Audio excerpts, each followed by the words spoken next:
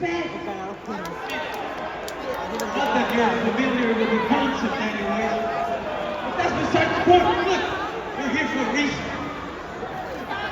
Any tag team in the back, el que sea.